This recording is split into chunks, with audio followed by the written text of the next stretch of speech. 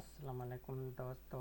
आज हम डिस्कस करने वाले हैं जो federal board of revenue directorate of general national nuclear detection architecture Pakistan custom में जो जॉब्स आई हुई है उस हवाले से आज हम डिस्कस करने वाले हैं इस ट्यूटोरियल में। पहला जो पोस्ट है हमारे पास असिस्टेंट सुपरवाइज़र की है। उसके बाद जो आरपीएम ऑपरेटर की जो पोस्ट है हमारे पास वो है। आरपीएम का जो फुल फॉर्म है वो रेडियो पोर्टल मॉनिटर ऑपरेटर होता है। और असिस्टेंट सुपरवाइज़र की जो ऑफिस वर्क काम होता है उसके हवाले से होती हैं जॉब्स। ये जो है इसमें इस्लामाबाद के लिए भी वैकेंसीज़ हैं, कराची के ऑफिस के लिए भी वैकेंसीज़ है, कोयटा के लिए भी है, पेशावर के लिए भी है, लाहौर के भी लिए हैं। सबसे पहले किसी भी जॉब में हमें अप्लाई करना होता है उसकी एडवर्टाइजमेंट देखनी पड़ती है। उस एडवर्टाइजमेंट में जो फर्स्ट फोकस हमारा जाता है वो फोकस हमारा इस चीज़ पे जाता है कि उसकी लास्ट डेट क्या है।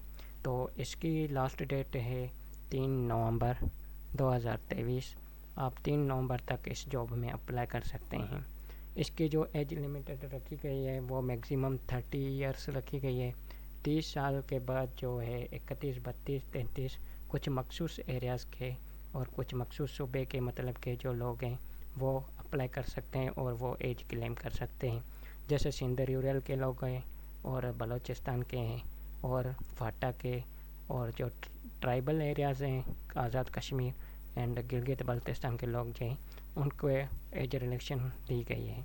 बाकी जो भी हैं लोग उनके जो है 154 हैं एंड आरपीएम की जो है 130 है एंड असिस्टेंट सुपरवाइज़र की 24 सीट्स है। तो पहले आप सीट्स को देखेंगे। यहाँ पे आरपीएम ऑपरेटर की जो 11 ग्रेड की पोस्ट है उसमें कौन कौन सी सीट है, कौन सी ऑफिस में कौन सी सीट है, यहाँ से आप डिटेल चेक कर सकते हैं। और असिस्टेंट सुपरवाइज़र के लिए जो इस्लामाबाद की ऑफिस है उसमें 7 सीटें रखी गई हैं। टोटल 32 सीटें हैं जो इस्लामाबाद में हैं। जो इस्लामाबाद की पोस्ट हैं वो तो कैपिटल टेरिटरी होता है। उसमें जो है आप पूरे पाकिस्तान का जिसको डोमिसाइल होगा, चाहे उसके पास बलूचिस्तान का डोमिसाइल हो, जीबी फाटा का हो, एजेके का हो, पंजाब का हो, सिंध का हो, केपीके का हो, जहाँ का भी होगा वो इस्लामाबाद की पोस्ट पे अप्लाई कर सकता है। अब आते हैं कराची की पोस्टेस पे। कराची पे टोटल कितनी पोस्टें? 7 हैं। कराची में सिंध अर्बन की 3 सीटें और सिंध रूरल की 4 सीटें हैं। इसमें टोटल सीट्स 48 हैं। 48 में जो है आपको उसमें आरपीएम की है 7 सीटें, उसमें असिस्टेंट सुपरवाइज़र की है।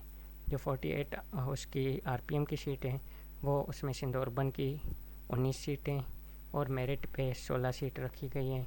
और वुमेन की जो है 2 हैं, माइनॉरिटी की 1 है, सिंध रूरल की 29 सीटें मेरिट पे जो है 24 रखी गई हैं और वुमेन की जो है 3 है और माइनॉरिटी की 1 और डिसेबल पर्सन की 1 है। ये कराची की है। अब आते हैं हमारे पास कोयटा में। कोयटा में तो बलूचिस्तान के डोमिसाइल रखने वाले लोग अप्लाई कर सकते हैं। तो उसमें टोटल सीट्स जो आरपीएम में वो 18 हैं और असिस्टेंट की सीट के लिए वो 3 हैं। तो 18 जो है मेरिट पे 15 हैं और वुमेन की जो है 2 हैं और माइनॉरिटी की 1 है।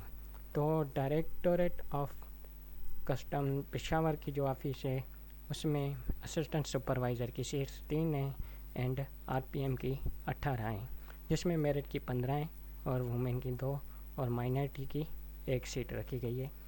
ये केपीके के डोमिसाइल होल्डर लोग अप्लाई कर सकते हैं।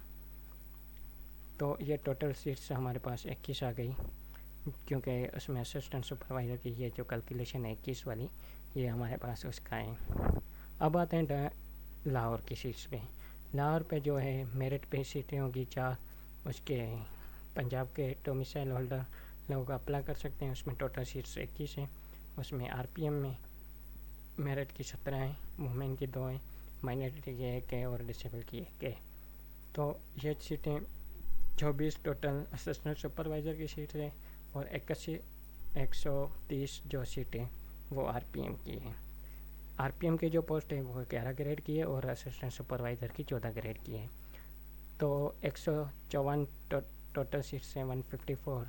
तो उसमें हम दूसरा हमारा ऑप्शन ये होता है क्वालिफ़िकेशन का मयार। क्वालिफ़िकेशन क्या मांगते हैं? क्वालिफ़िकेशन के लिए आप क्या करेंगे? असिस्टेंट सुपरवाइज़र के जी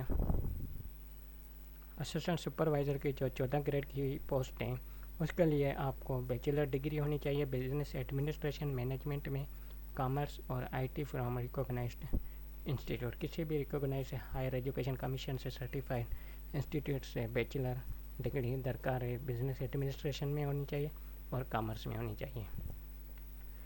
तो उसके बाद आपके पास CIT का कोर्स होना चाहिए, सर्टिफिकेट इन इंफॉर्मेशन टेक्नोलॉजी, जिसमें MS Word, MS PowerPoint and MS Excel आपको आती हो, तभी आप इस जॉब के लिए एलिजिबल हैं अप्लाई करने के लिए।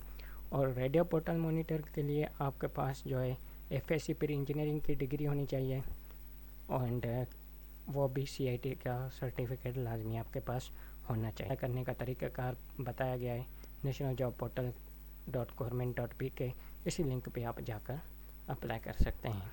कोई भी हार्ड कॉपी, किसी को भी पोस्ट ऑफिस के थ्रू कोई भी डॉक्यूमेंट्स, किसी को भी TCS या कोरियर नहीं करवाना है। वैकेंसीज जो हैं वो भी प्रोविंस और रीजन के हिसाब से 1973 का जो सिविल एक्ट रूल है उसके हिसाब से उस बुनियाद पे दी जाएगी, और जो भी सैलरीज एम्प्लॉयज़ की होगी वो उस बुनियाद पे दी जाएगी। और जो भी एप्लीकेंट एक मतलब के कस्टम ऑफिस में डायरेक्टोरेट में अप्लाई करेगा, उसमें सिलेक्ट हो गया तो उसका ट्रांसफ़र कहीं भी नहीं होगा, वो वहीं पे ही होगा। तो ये चीज़ें क्लियर लिखी हुई हैं, देखें आप, shall not be transfer to other formation of custom department. So ये चीज़ें आप ध्यान से देखनी है, आपको पढ़नी है, समझनी है। और आपको हार्ड कापीज़ जो ओरिजिनल डॉक्यूमेंट्स की हैं वो आपको कब लेकर जानी है, जब आप टेस्ट क्लियर कर देते हैं। टेस्ट क्लियर करने के बाद जो भी आपके डोमिसाइल, एक्सपीरियंस सर्टिफिकेट और एजुकेशन के जो भी डॉक्यूमेंट्स हैं वो इंटरव्यू के टाइम पे आपको वहाँ पे लेकर चले जाने हैं। स्क्रीनिंग टेस्ट जो है, जो फेडरल गवर्नमेंट का कानून होगा उसके हिसाब से होती है, उसी हिसाब से होगी। जो भी उनका percentage, 10% quota for the women, 5% quota for the minority and non Muslims, 2% quota, ये जो भी चीज़ें हैं वो उनकी रखी हुई है। ये चीज़ें जो हैं वहाँ पे काउंट की जाएंगी आपकी। उसके बाद जो है इस्लामाबाद के जो वैकेंसीज़ हैं उसको कमी पेशी की जा सकती है। तो इस्लाम में जॉब कर रहे हैं प्रीवियस, तो वो इंटरव्यू के टाइम पे वहाँ पे NOC होता है, एक नो ऑब्जेक्शन सर्टिफिकेट, उस इदारे से वो लेकर इंटरव्यू के टाइम पे जाएंगे। ये कम्युनिस्टिक, शेड्यूल कास्ट कम्युनिटी और फाटा से, आज़ाद कश्मीर से, इससे बिलोंग करते हैं तो आपको 3 साल एज रिलैक्सेशन दी जाएगी। और कैंडिडेट अगर आप सिंध रीजन, बलूचिस्तान और इन इलाकों से ताल्लुक़ रखते हैं उसमें भी आपको 3 साल की एज रिलैक्सेशन दी जाएगी। अगर आप रिटायर्ड पर्सन हैं किसी भी आर्म्ड फोर्स का तो उसमें भी आपको जो है एज रिलैक्सेशन 15 साल दी जाएंगे।